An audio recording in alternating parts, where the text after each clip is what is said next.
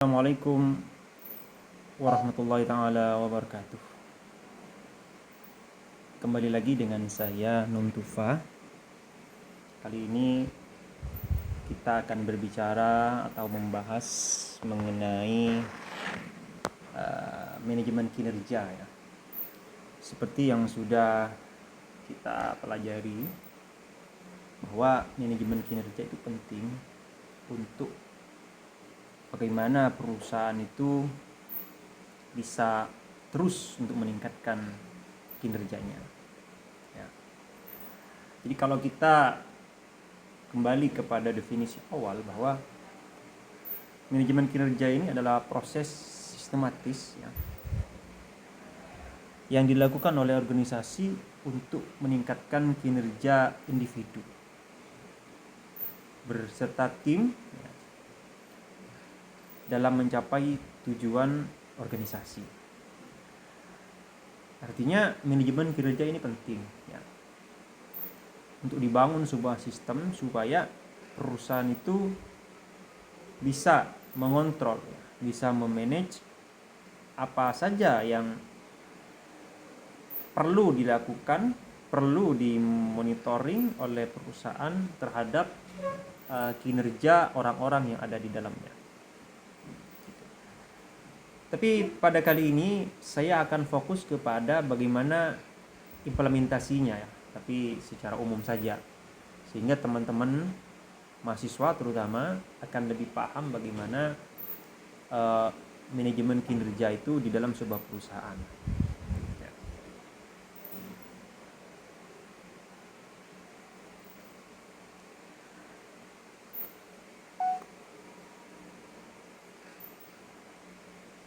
Jadi bagaimana sih implementasi manajemen kinerja itu?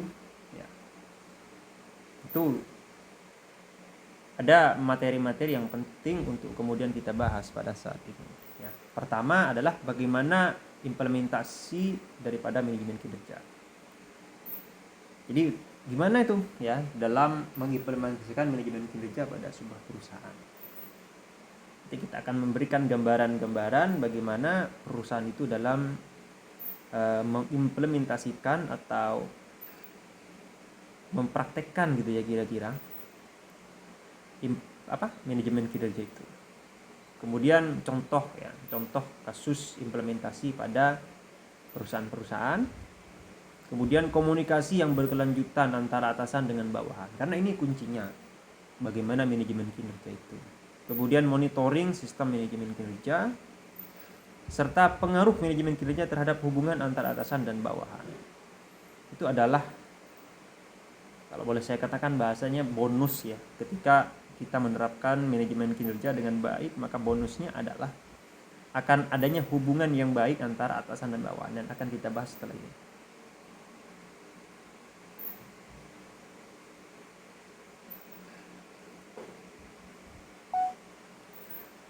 Oke.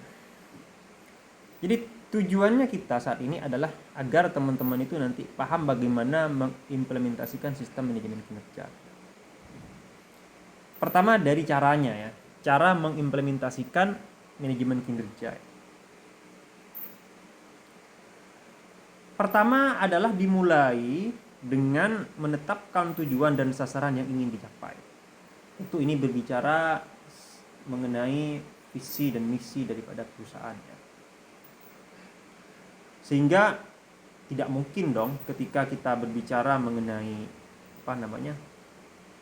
manajemen kinerja, tapi kita tidak tahu apa yang harus kita kerjakan, apa yang mau kita tuju, apa yang mau kita gapai. Itu hal utama yang harus kita setting gitu ya. Itu adalah bagaimana menetapkan tujuan dan sasaran yang ingin kita capai dalam konteks perusahaan tentunya ya. Kemudian membuat rencana ya.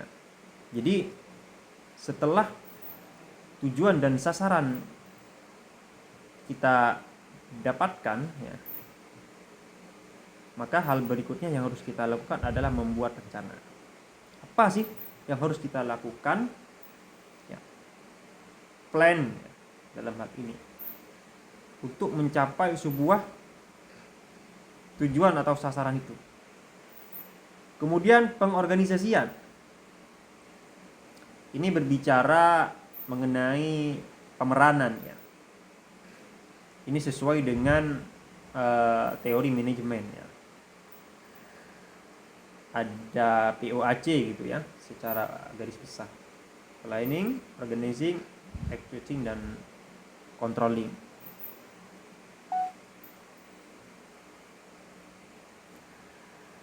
Kemudian penggerakan atau pengarahan ya. Jadi setelah kita bentuk orang-orangnya, siapa dan melakukan apa gitu ya, maka berikutnya adalah aksinya, penggerakannya atau gerakannya atau pengarahannya. Kamu bagian ini dan seterusnya. Dan akhirnya evaluasi. Jadi setelah dilakukan apa yang menjadi tugas pokok serta fungsinya atau lebih dikenal dengan tupoksi, berikutnya adalah evaluasi atas hasil yang sudah dicapai. Kemudian ada beberapa contoh ya kasus implementasi manajemen kinerja. Di antaranya ada National Australia Group ya. Ini adalah perusahaan-perusahaan yang tergabung di dalam satu grup ya, yang kemudian berafiliasi gitu ya, yang ada di dalam buku Performance Management ya, yang ditulis oleh Armstrong itu.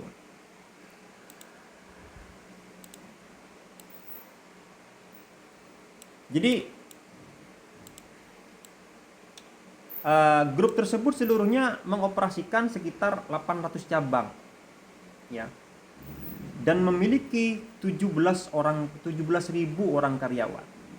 Bayangkan itu ya, ada 800 cabang dan punya karyawan 17.000. Ketika tidak ada manajemen kinerja di situ, bisa dipastikan maka mereka akan bingung itu per orangnya mau ngerjakan apa, kemudian gimana cara mengukurnya, sedangkan mereka memiliki 17.000 orang karyawan.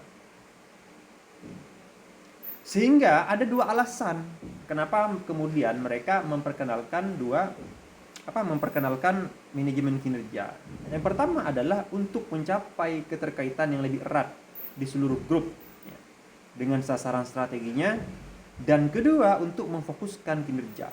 Seperti yang saya jelaskan tadi, banyak orang yang terdapat di dalam perusahaan kita itu semakin membutuhkan sistem yang kuat, terutama di dalam mengukur kinerjanya.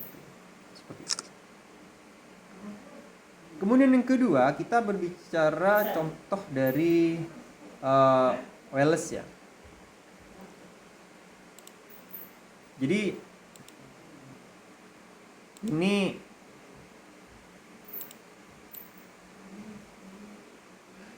adalah salah satu perusahaan yang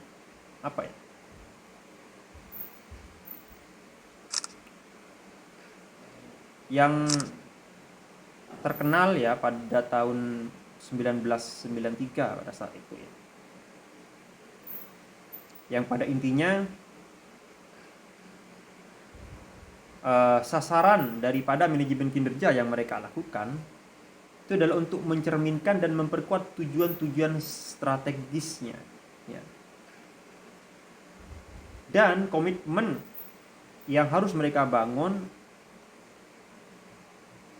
untuk sebuah prinsip-prinsip yang mereka tanamkan pada diri mereka.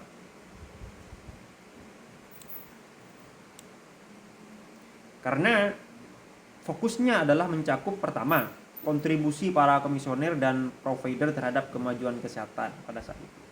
Kemudian penegasan kembali akan perlunya menghargai orang sebagai individu.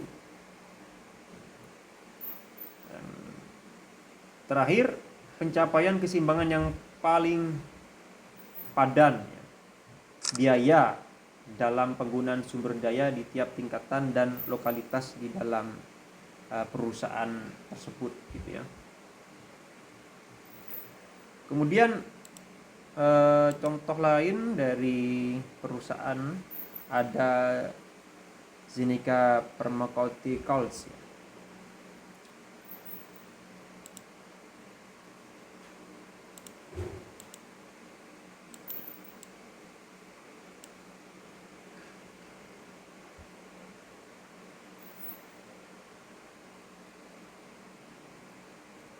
Jadi untuk meningkatkan kinerjanya, ya, mereka menerapkan manajemen kinerja yang fokus kepada bagaimana menjalin komunikasi yang baik ya antar individu yang ada di dalam perusahaan itu ya. Sehingga mereka dalam mengembangkan individu untuk membantu mereka dalam mencapai target yang sudah mereka sepakati itu bisa lebih mudah karena terdapat komunikasi yang baik antara pekerja atau karyawan yang satu dengan yang lainnya. Seperti itu. Atau kalau contoh sederhananya, misal di suatu perusahaan kecil gitu ya, untuk memastikan kinerja karyawan itu bisa meningkat secara terus-menerus, itu kan harus ada pemantauan, harus ada monitoring. Jadi kalau skalanya masih kecil gitu ya, atau bisa dikatakan perusahaannya masih mikro, kalau mikro terlalu kecil ya, kecil misalkan usaha kecil gitu ya, itu bisa membuat laporan harian ya, sehingga dia bisa memastikan pendapatan hariannya seperti itu. Hari pertama berapa dia punya pendapatan, hari kedua berapa dia punya pendapatan, sehingga dia bisa mengukur tingkat pendapatan hariannya itu dari hari ke hari itu seperti apa. Apakah cenderung turun, cenderung stagnan, apakah cenderung meningkat. Dan itu nanti dianalisa. Kalau stagnan, kenapa kok stagnan? Justru kalau misalkan berkurang, kenapa kok dia berkurang? Gitu. Kalaupun dia naik terus, ini apa yang harus dipertahankan? Seperti itu. Berikutnya,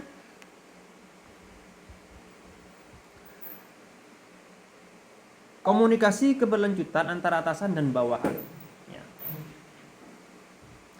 Di mana komunikasi yang berkelanjutan antara atasan dan bawahan adalah proses di mana atasan dan bawahan bekerja sama untuk saling berbagi informasi ya mengenai perkembangan kinerja, hambatan dan persoalan atau masalah yang barangkali bisa muncul gitu ya, serta solusi yang dapat digunakan untuk mengatasi persoalan itu.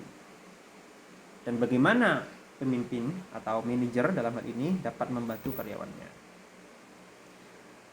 Artinya memang bukan hanya dalam konteks perusahaan ya, antar individu saja kita kalau tidak ada komunikasi yang intens gitu, bisa terjadi miskomunikasi, dan itu biasanya menjadi awal adanya konflik, awal adanya kesalahpahaman, apalagi dalam konteks perusahaan ya. Jadi kunci salah satu daripada manajemen kinerja ini adalah dengan ada komunikasi yang berkelanjutan, ada komunikasi yang intens. Apa-apa yang perlu disampaikan, ditanyakan, ya harus disampaikan. Gitu ya. Sehingga perlu diatur waktunya, kapan ada waktu rapat gitu ya dengan pimpinan dan seterusnya. Meskipun nanti ada kebijakan tersendiri mengenai misalkan durasi, kemudian jadwalnya dan seterusnya, kemudian apa-apa yang harus dipersiapkan, ini tergantung daripada perusahaan atau pimpinan yang ada di perusahaan itu. Kemudian ada monitoring ya, monitoring sistem manajemen kinerja. Ini bagian dari implementasinya ya. Pemantauan, ini bagian dari kegiatan pengamatan atau observasi langsung, bisa dalam bentuk wawancara ya, atau ngisi angket, atau dapat dengan menarik dokumen langsung, laporan tertulis misalnya. Ya. untuk mendapatkan data langsung tentang pelaksanaan dalam manajemen kinerja. Terus pengaruh ya manajemen kinerja terhadap hubungan atasan dengan bawahan.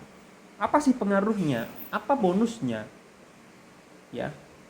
Apa keuntungan lain setelah kita menerapkan manajemen kinerja? Nah, ini ya. Pertama adalah nanti atasan itu bisa menjadi pembimbing buat kita. Komunikasi yang intens akan membuat kita merasa dibimbing, dibina gitu ya. Kemudian yang kedua, atasan akan menjadi mitra kerja yang partisipatif dalam menentukan sasaran. Mitra kerja yang ikut bagian dari proses yang kita jalani. Ya kan? Kalau tidak ada komunikasi yang intens, pimpinan nggak mungkin tahu dong apa yang kita kerjakan. Sehingga kita bingung kadang mau apa kita, gimana, dan seterusnya. Kemudian anggota tim kerja, pimpinan bisa menjadi atau manajer ya, pemimpin akan menjadi tim kerja, ikut terlibat. Kalau kita tidak ada komunikasi dengan mereka ya, mereka tidak akan menjadi bagian dari kita dalam bekerja. Mereka tidak akan tahu apa yang sudah kita kerjakan dan seterusnya. Sehingga mereka akan bingung juga gitu kan, apa yang harus mereka lakukan untuk membantu kita dan seterusnya. Oke. Teman untuk bersepakat.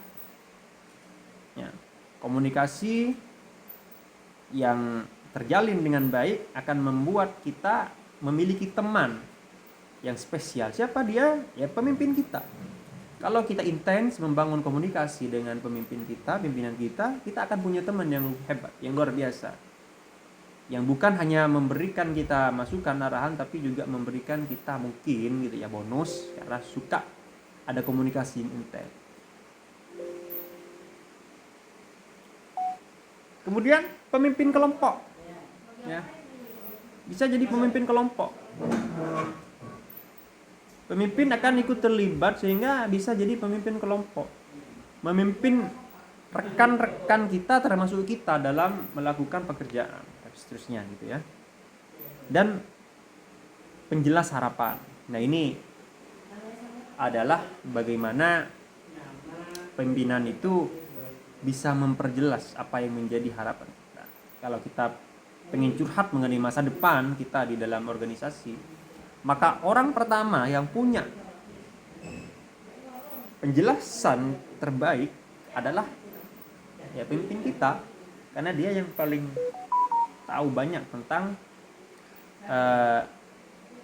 organisasi gitu. Kemudian motivator, jelas ya, pimpinan itu harus menjadi penggerak, menjadi motor, menjadi orang yang bisa memberikan kita energi positif gitu. Nah, kalau tidak ada komunikasi, kita jarang ada ini dengan pimpinan kita nggak punya motivator gitu. Kemudian evaluator ya, yang mengevaluasi kinerja kita. Kalau kita jauh dengan pimpinan, nggak pernah ada kesempatan untuk ngobrol gitu ya, komunikasi, tidak ada manajemen kinerja gitu lah kira-kira, maka kita tidak punya evaluator, kita tidak punya orang yang bisa menilai kinerja kita. Dan terakhir ada fasilitator, pengembang SDM. Ya, jadi fasilitator, orang yang bisa membuat kita berkembang. Ya. Berkembang dari aspek keterampilannya, ya, kemampuan dalam berkomunikasinya juga termasuk ya. Kemudian pengembangan dirinya. Ya. Pemimpin itu kan kebanyakan kan lebih berpengalaman daripada kita. Meskipun tidak semua pemimpin itu lebih senior dari kita ya, tapi kebanyakan lebih senior mereka. Sehingga bisa membuat kita lebih berkembang. Seperti itu. Jadi kesimpulannya, implementasi manajemen kinerja adalah proses yang melibatkan penetapan tujuan, kemudian pengukuran kinerja, umpan balik, dan pengembangan karyawan untuk mencapai hasil terbaik dalam mencapai sasaran perusahaan. Seperti itu. Jadi hal yang penting bagi pemimpin untuk mengimplementasikan manajemen kinerja, kalau mereka sadar bahwa sebenarnya manusia itu perlu diperhatikan. Karyawan dalam hal ini perlu diperhatikan dan perlu diatur, perlu dimanage kinerjanya, sehingga mereka akan memiliki kecenderungan untuk meningkatkan kinerjanya. Meskipun ini harus disesuaikan dengan kultur atau budaya yang ada di dalam perusahaan itu, sehingga tidak berdampak negatif. Karena bisa jadi penilaian manajemen kinerja ketika salah dalam pengaplikasiannya atau implementasinya, dampaknya nanti bukan malah lebih baik, bukan malah meningkat tapi justru akan menurun itu kinerja karyawan. Seperti itu. Mungkin itu yang bisa kita sampaikan pada kesempatan kali ini. Semoga bermanfaat. Sampai jumpa lagi di lain kesempatan. Akhirul mini, wassalamualaikum warahmatullahi taala wabarakatuh.